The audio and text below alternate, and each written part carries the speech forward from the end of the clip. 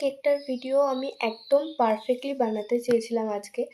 But আমি কেন জানি না আজকে বারে, বারে ভুলে যাচ্ছিলাম ভিডিও অন করতে।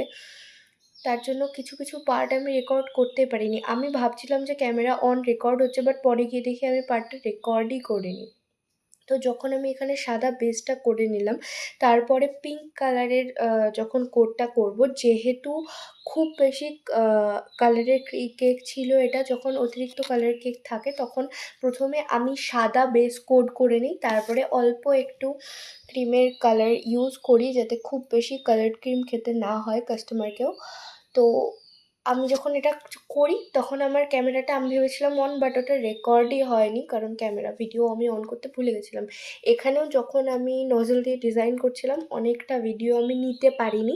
আমি ভেবেছিলাম যে ভিডিও অন, বাট অ্যাকচুয়ালি আমি অনই করিনি, তার জন্য রেকর্ড হয়নি।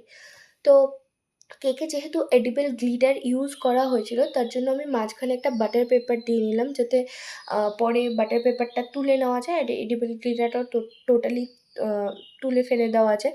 যতই এডিবল হোক, বাট আমি কাস্টমারকেও বলেছিলাম যে না খাওয়াটাই বেটার, খুব বেশি না খাওয়াটাই বেটার।